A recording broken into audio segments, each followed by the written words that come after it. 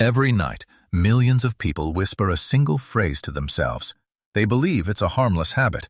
In fact, at that very second, they're telling their brain to stay poor, and they don't even know it. Sounds like an exaggeration? Then here's a question that might send a chill down your spine. What if the last thought you had before bed was, right now, deciding whether you'd have more or less money tomorrow? Not an attitude, not the positive thinking you'd find in glossy books, but a specific command to a specific organ that doesn't sleep with you. I'll tell you 3 stories. The story of a man drowning in debt and finding his way out in just a few weeks. The story of a woman who carried the ancestral belief, wealth is not for us, her entire life. And the story of a successful man in an expensive suit who clipped his own wings every night and didn't understand why. All 3 changed one thing. Not their job, not their city, not their environment. They changed the command they gave their brains in the last minutes before sleep. And at the end of this analysis, I'll tell you that very phrase, the phrase that millions whisper before bed, ruining themselves. You'll hear it and recognize your own words in it. And you'll also learn a 4-word phrase that works in reverse. Remember, 4 words. We'll come to them. But first, we need to understand why the moment of falling asleep decides so much. There's a moment in every day that a person goes through without noticing, a thin line between wakefulness and sleep. You haven't fallen asleep yet, but you're no longer awake. Your body grows heavy, your thoughts drift, and somewhere around here, your consciousness lets go of the wheel. Most people skip this moment in seconds and fall into darkness, and in vain. Because it's here, in this narrow gap, that things happen that make waking up worthwhile. Natalia Bekhtereva, a woman who spent decades studying the living brain from the inside, described an important thing. The waking brain has a guard. Scientists called it an error detector. This guard protects you from anything that deviates from the familiar. If you think of something new, bold, or out of your usual pattern, the guard immediately raises a hand. Stop. This is alien. This is dangerous. We don't do this. It doesn't protect what's good for you. It protects what's familiar. And now comes the key, the thing that holds everything together. This guard falls asleep before you. At that very moment, between wakefulness and sleep, the barrier drops. The door it's been guarding all day is left unguarded, and everything you let in right now goes deep to where your true beliefs reside. And now something that turns your whole understanding of sleep upside down. Your brain doesn't switch off at night. It doesn't rest in the dark like a lamp that's been extinguished. All night while you sleep, it sorts, organizes, consolidates. It builds. And it builds from the very material you gave it last before you fell asleep. Imagine that every night you hand a master a note with a task to do. The master doesn't argue, doesn't judge whether it's a good or bad task. He takes the note and spends 8 hours bringing it to life. If the note says, no money, not enough again, how hard it is, the master reinforces this very thing in you all night. He makes no money stronger, more natural, more familiar. In the morning, you wake up a little poorer inside than when you went to bed, and you don't understand why. That's why this moment is so decisive. It's not a metaphor or a nice word, it's that very door without a guard, through which you bring something inside yourself every night. One day, a man named Andrei came to see me. He had an expensive suit, a confident handshake, and seemed successful by all outward appearances. But his gaze was haunted.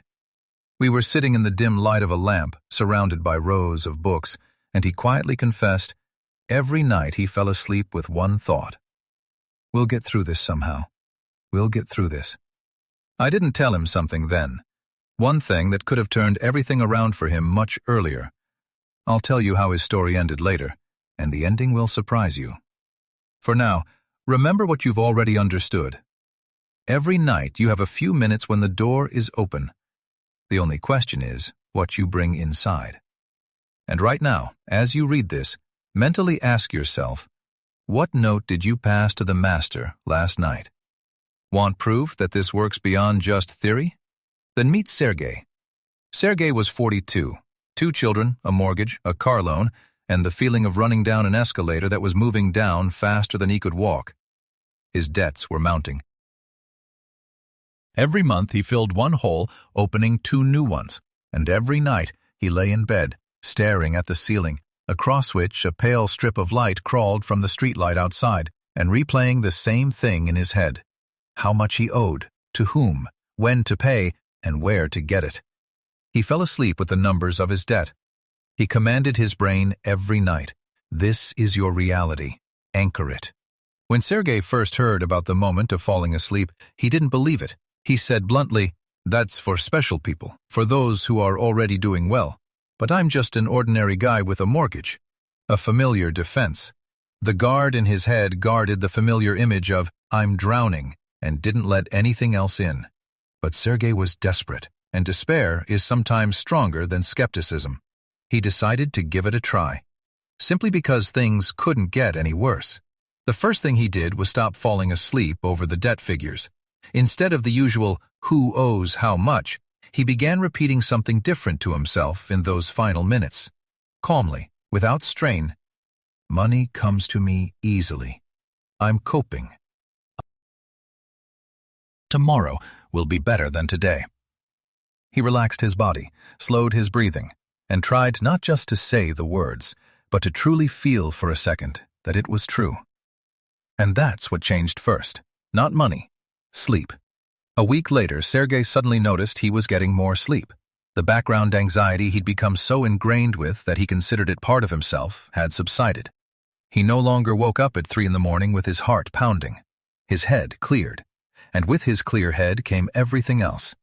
Sergei said that after a couple of weeks, he felt like he saw his situation from a distance for the first time, calmly, without panic.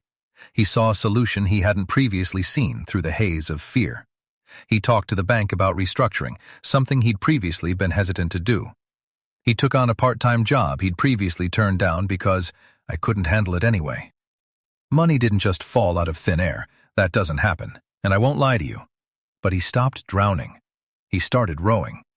That's the essence of Sergei's story. He didn't change the world around him overnight. He changed the command he gave his brain. And instead of reinforcing "I'm drowning" all night, his brain began reinforcing "I'm coping." And a person who copes sees and does what a drowning person never sees and never does. The skeptic in you might be saying the same thing Sergei did. Well, it's just a coincidence. Wait, because next I'm going to tell you about a woman whose story will explain why some people don't keep money around from childhood, as if it was decided for them long before they were born. And there's a detail in her story without which this entire nightly ritual wouldn't work at its full potential. Remember the word detail. We'll come back to it. Her name was Tamara. She was in her early 50s, with tired, kind eyes, and the hands of someone who had worked all her life. She hadn't come for the money in her wallet. She had come with a question that had tormented her for decades. Why does money never stick around in our family? It's as if someone had decided this for us before I was born. And in a sense, that's what it was. Only it wasn't someone who decided it. It was a chain of people who passed on the same night command from generation to generation, without knowing what they were doing. Tamara's grandmother survived famine and war.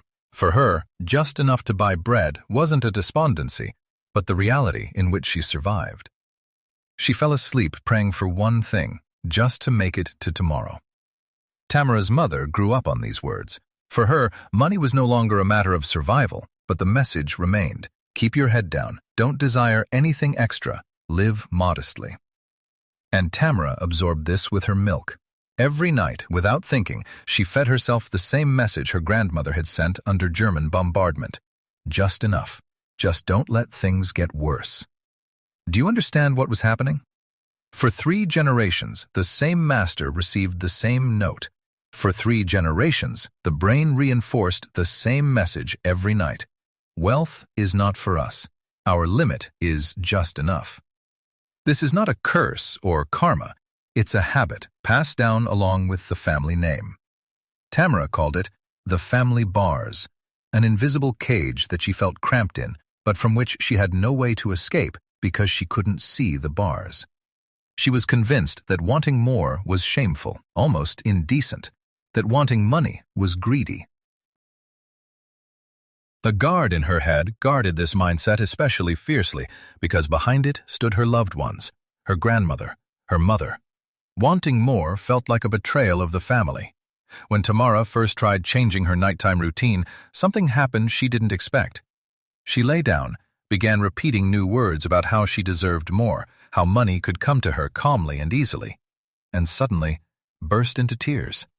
Not from grief, from relief, as if something inside her, kept locked away for 50 years, was finally allowed to be felt. The bars of the prison trembled for the first time.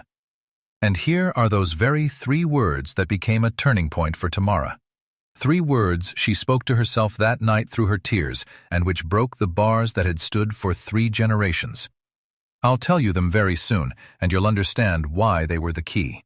For now, just feel. Perhaps you, too, are wearing someone else's bars. A command that was passed down to you as an inheritance, and you repeat it every night, considering it your own. In her work, Bekhtereva emphasized something that many people overlook. Emotion isn't an appendage to thought, but part of how the brain records information. Words without feeling are ignored by the brain. Words filled with genuine emotion are deeply imprinted. Tamara's tears weren't a sign of weakness. It was the moment when a new team truly entered, with emotion, and therefore, forever. Remember this, too. We'll return to the idea of emotion a little later when I explain the ritual's most important nuance, without which even the right words are useless. Now that you understand how powerful the moment of falling asleep is, a reasonable question arises. How long does it last? How much time do you have while the door is open and the guard sleeps? Remember one number: 7. 7 minutes. That's how long, on average, that transitional period between wakefulness and sleep lasts, the phase in which your brain is especially malleable. It's not an exact timer for everyone. For some, it's a little longer, for others, a little less. But as a guide, 7 minutes. 7 minutes, during which you either build a new you or reinforce the old one for the 1,000th time. Think of it this way. You have a device with a very fine tuning system. During the day, it's being adjusted by everything: your boss, the news, your phone feed, other people's opinions, your own fears. By evening, the settings are all out of whack. And then there are 7 minutes when the device is in your hands and yours alone. 7 minutes when you decide what frequency it will be tuned to all night while you sleep. Folk wisdom, by the way, knew this long before any neurophysiology. The morning is wiser than the evening doesn't mean that new facts emerge in the morning. The facts are the same. It means that the brain processed the material given to it overnight and came up with a solution. The material you put in the evening is the solution you get in the morning. Set the alarm and wake up with anxiety. Set calm confidence and wake up clear-headed, like Sergei. Now, an honest question for you. What do you usually do in the last 7 minutes before bed? Do you replay tomorrow's problems? Do you stare at your phone until your eyes close? Do you mentally argue with someone who has offended you? If so, then every night you're giving away the 7 most precious minutes of the day to anyone but yourself. That's why most people live for years without changing anything, even though they sincerely want change. During the day, they try to think positively, read books, set goals. But at night, during those crucial 7 minutes, they revert to autopilot, to the old command, to the familiar anxiety, to just enough. Every morning, the device returns to its original state. So by morning, nothing has changed. And here comes the next question, without the answer to which all this knowledge is useless. Okay, so there are 7 golden minutes, but what exactly should you do in these 7 minutes? Not just think about good things, but specifically, step by step. Because the difference between someone who knows about these minutes and someone for whom they work is precisely in the precision of their actions. More on that later, and I'll break down the ritual step by step so you can put it into practice tonight. So, You have 7 minutes and an open door. Now, what to do within them? I'll give you a simple ritual built on the very principles Bekhtereva spoke of. There's no need to memorize complicated plans. Everything is human. Everything can be done today, as soon as you lie down in bed. Let's start with the body and breathing together. This is one step. Don't separate them. Lie down comfortably. Don't try to tune into wealth right away. Nothing will happen if your body is tense. First, let it go. Move your attention from the top of your head to your feet. Relax your forehead, jaw, and shoulders, the places where we hold tension all day long. And at the same time, slow your breathing. Inhale for a count of 4. Exhale for a count of 6. The exhalation is longer than the inhalation. This is how the body understands there's no danger. It's time to let go. A few of these cycles, and you'll feel yourself slipping into that soft zone between wakefulness and sleep. Incidentally, it was at this step that Sergei fell asleep before he could even begin to speak on his first nights. And that's normal. Don't beat yourself up. The next night, your body will fall asleep a little later, and you'll have more time. Next comes a short phrase. Not a long speech, not a list of 10 wishes. One short, clear phrase in the present tense. Not, I want money, or I will be rich someday, but as if it's already your reality right now. Money comes to me easily. I can handle it. Why the present tense and why so short, I'll explain later separately. There's a subtlety there. Now, ask yourself honestly, are you just mouthing sounds now, or are you truly entering this state? Because the next step is the most important in the entire ritual. You need to add feeling to the words. Don't repeat the phrase like multiplication tables mechanically. Take a second to truly feel what you're saying. Imagine that you already have what you're naming. What is that feeling? Calm? Relief? A quiet joy that you no longer need to be afraid? This feeling is the glue that holds the new command to the brain. Remember Tamara's tears? That was it. The moment when the words entered with emotion and therefore remained forever. And lastly, fall asleep with this in mind. Don't pick up your phone again. Don't think about tomorrow's tasks. Let your last thought and feeling be the last thing you bring through the door. The master will take it with him for the rest of the night. That's the whole ritual. A relaxed body, slow breathing, a short phrase in the present tense, a real feeling, and then sleep. It's so simple that you want to dismiss it. Is that all? Yes, that's all. But it's precisely because of this simplicity that people make mistakes that ruin everything. Before you rush to use the ritual today, I must warn you of 3 mistakes. Make even one, and you'll get nothing. The first mistake is the particle not. The brain doesn't distinguish negation when falling asleep. Tell yourself, I don't want to be poor, and your brain will only hear poor. You wanted to erase poverty, but instead you've highlighted it in bold letters all night long. Say, I just hope I don't get sick, and your brain will latch on to get sick. Remember this, only affirmations, only what you want to have without a single not. Not no debt, but money comes to me easily. Sergei, by the way, almost stumbled right here. His first attempts sounded like, I just hope I don't drown in debt, and he couldn't understand why things weren't getting any easier. He dropped the not, and off he went. The second mistake is empty words without feeling. You can say the perfect phrase 100 times and still get nothing if you're empty inside. The brain doesn't react to the sound of words, it responds to the state behind them.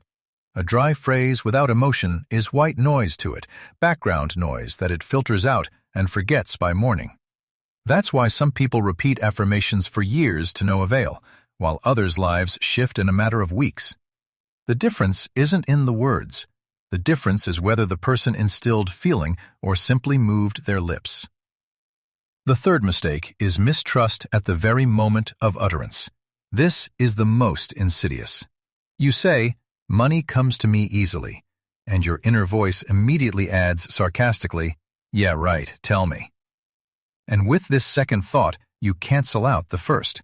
The brain receives a contradictory signal and, in an argument, always believes what's more familiar. That is, the old, "there's no money." Trust is the key here. At least for these 7 minutes, turn off your inner skeptic. You don't have to believe forever. Believe for 7 minutes. Tamara also stumbled over the third mistake.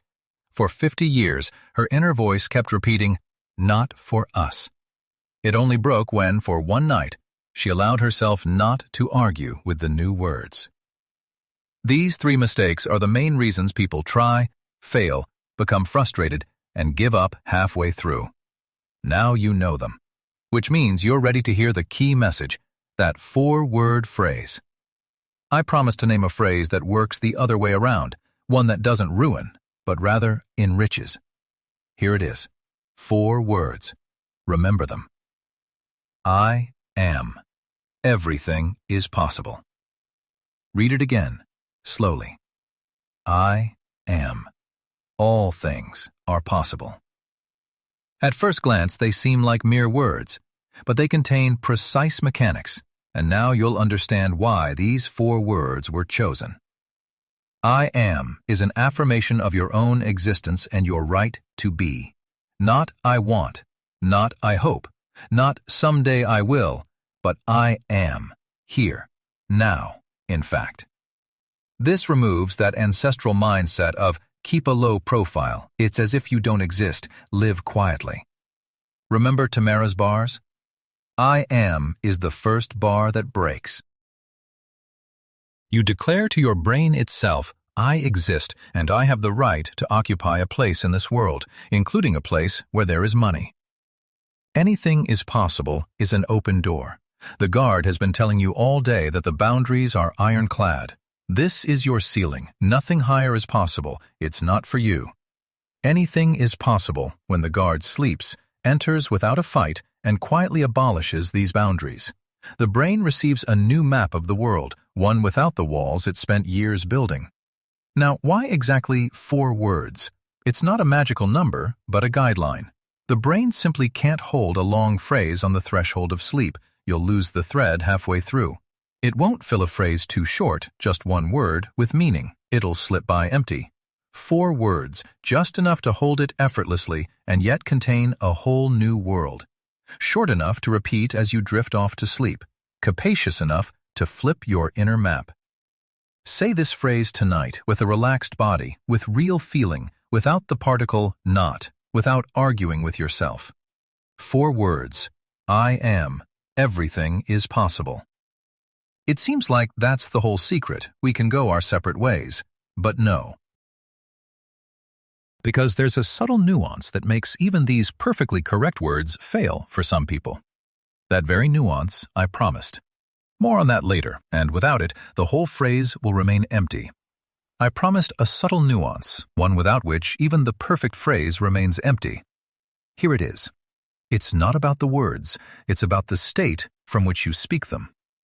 You can know about 7 minutes, memorize I am, everything is possible, remove all the nots, and still not move. Because words are just a shell, and the brain, when falling asleep, doesn't read the shell, it reads what's inside. If you say everything is possible from a state of tension, haste, and a secret fear of, what if it works? I really need it. The brain reads fear and need, not possibility, and it reinforces that need all night long. This is where one of my interviewees made the biggest mistake. I'll call her Lena. An intelligent, educated woman, she approached me almost defiantly and said bluntly, I don't believe these phrases of yours. I've been repeating affirmations for a month. Nothing. It's self-deception for the naive. I didn't argue. I asked only one thing. With what feeling did she repeat them? Lena thought for a moment and answered honestly. With irritation, like a duty. I lie there, mumbling, and I can't believe it myself, and I'm also angry that I'm wasting my time. That was her entire answer.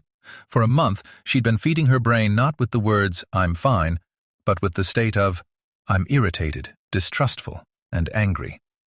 Her brain obediently reinforced exactly that. The words were right. The state of mind was the opposite. And the state always wins. Bekhtereva put it this way: don't believe words, enter them. There's a huge difference. Believing words means standing outside and convincing yourself there's something behind the door. Entering words means, for a second, being inside the reality you're talking about.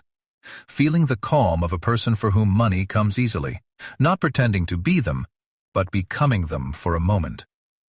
When Lena tried something different, not mumbling, but first summoning a quiet feeling within herself, "I'm okay now," and then gently laying words on top, her own face in the darkness, she said, smoothed out. For the first time in a month, the phrase didn't provoke an internal protest. Because this time, she wasn't trying to persuade her brain. She showed it a state, and the words became simply a name for that state. Remember this nuance more firmly than the phrase itself. Words are just a label. The carrier of the signal is your state. First the state, then the words, not the other way around. Now, let's be honest about timing. How long will it take to see results? I won't promise you'll wake up rich the next morning. That would be a lie, and I'm not lying to you. The brain isn't a fixed structure. It changes throughout your life, rewiring its connections to what you repeat. Scientists call this neuroplasticity, but rewiring requires repetition. Saying "I am, anything is possible" once is like going to the gym once and expecting to have toned muscles by morning. That's not how it works for either the body or the brain. Give yourself a benchmark. 3 weeks. 21 days straight, every night, without fail. Not because the magic kicks in on the 21st day, but because, in about that time, the new command goes from being foreign and unfamiliar to being familiar to the brain. The god stops raising his hand at the words, "anything is possible." He gets used to them, accepts them as his own, and begins to guard them. And here's what's important about these 3 weeks. The first thing that will change isn't the amount in your account. The first thing that will change is your internal state, like Sergei, who simply started getting enough sleep. First, the background anxiety goes away, then your head clears, then you suddenly notice opportunities that were there all along, but which you couldn't see through the veil of fear. And only then, as a consequence of everything that has gone before, do your circumstances and money begin to change. That's the order. Don't expect the money to come first. It comes last, following a changed you. There will be nights when you fall asleep before you get to the sentence. There will be nights when the inner skeptic wins. This isn't a failure. It's part of the journey. It's just the next night again. A seed that's just been planted isn't dug up every morning to check if it sprouted. It's watered and waited. So you do the same. Water and wait. 3 weeks. Every night. No digging. Now let's return to the man who started it all. Remember Andrei? The expensive suit, the confident handshake, the haunted gaze. I promised to tell you how his story ended, and I promised the ending would surprise you. Andrei was successful by all outward measures. He had his own business, a nice car, and vacations abroad. From the outside, he seemed to have no money problems. But he lived in constant tension, as if the ground beneath him was about to be pulled out. He always had enough money, and always just barely. He'd earn more, but then new expenses would immediately arise, and he'd find himself back on the edge. It was as if someone was holding him by an invisible leash, keeping it at a constant length. We were talking that evening by the dim light of the lamp, and I asked him a question I'd never asked before. What thought comes to mind when he falls asleep? Andrei didn't answer right away. Then he quietly said, "We'll get through this somehow. As long as it's enough. We'll hold out." And then he fell silent, astonished by what he'd heard from his own lips. Here it is, his invisible cage. Andrei had thought his whole life he was fighting for money. But in reality, every night, he commanded his brain to keep him at bay. Just enough, his brain arranged it, so it would be just right. No more, no less. We'll make it. And all his life, Andrei had made it. No more. He himself, with his own hands, clipped his own wings every night, and he sincerely didn't understand who was doing it. When it dawned on him, he froze. And then he said something that I remember verbatim. "I've thought all my life I was fighting for money, but it turns out I was clipping my own wings every night." This is what I didn't tell him at our first meeting, something that could have changed everything much earlier. That his problem wasn't the market, or the competitors, or the crisis. His problem was the note he himself had been handing to the foreman every night. Andre had changed his ways. Instead of just enough, he began to say, "Money comes easily to me. Anything is possible." And the leash that had held him at the same length for years began to loosen. 3 stories. Sergei, drowning in debt. Tamara with her family's bars. Andre on the brink of collapse with a full wallet. Different lives, but the same root. And now we just need to put it all together so you can apply it tonight. Let's put it all together into one simple picture right now. Let's put it all together in one simple picture so that you can take it with you and apply it tonight without rereading it. Every night there's a moment when the guard in your head falls asleep before you. The door to your deepest beliefs remains unguarded for about 7 minutes. And whatever you bring through that door last, your brain will strengthen all night long. It doesn't rest. It builds you from the material you've given it. This isn't a metaphor. This is the mechanics by which every person reading these lines operates, both those who know about it and those who don't. Most people bring anxiety to the door, debts, like Sergei did at the beginning, a lingering just enough, like Tamara, a hidden fear of being left holding the bag, like Andre. And the brain obediently constructs from this poverty, a ceiling, a leash of uniform length. Not because the person is bad or weak, because they didn't know that these 7 minutes could decide so much. Now you know, and you know what to do. Relax your body. Slow down your breathing.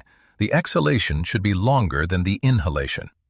Enter the state, not just say the words.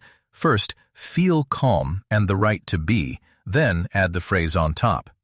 Without the particle not, without arguing with yourself, and fall asleep right there, without grabbing your phone. And 4 words that work in reverse, not to destroy, but to open up. I am. Everything is possible. I am breaks the first bar of the great, your right to exist and occupy space, including where there is money. Everything is possible abolishes the walls the guard erected over the years.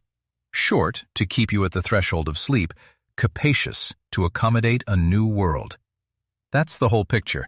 It's easier to remember than a phone number, and it changes things more than changing jobs or cities. Before we wrap up, I have to say one important thing, honestly, without embellishment. Otherwise, you'll leave with inflated expectations and give up on the 3rd day. It's not a magic wand. You won't fall asleep poor and wake up rich. Money doesn't fall from the ceiling just because you whispered the right words, and anyone who promises you otherwise is lying. It works differently, and that different is the whole truth. By changing your nighttime team, you don't change reality directly, you change yourself. And the changed person changes the reality around them. Remember the order? First, the background anxiety subsides and you start getting a good night's sleep, like Sergei. Then, your head clears. Then, from this clarity, you suddenly see solutions and opportunities that have been there all along, but which you've been overlooking through fear. You decide to have a conversation you previously avoided. You take on something you previously rejected. And then, as a consequence of this entire chain, circumstances and money begin to change. They come last, always last, after you. And one more thing. This doesn't replace action. The night command doesn't replace work, skill, or effort. It tunes the device so that your actions stem from calm and confidence, not panic and need. A drowning person struggles and chokes. The one who has stopped drowning swims to shore. Both act, but only the second one reaches the shore. That's the only difference this ritual makes. It doesn't row for you. It transforms the drowning person into a swimmer. Be honest with yourself during these 3 weeks. Don't dig up the seed every morning. Don't expect a miracle by breakfast.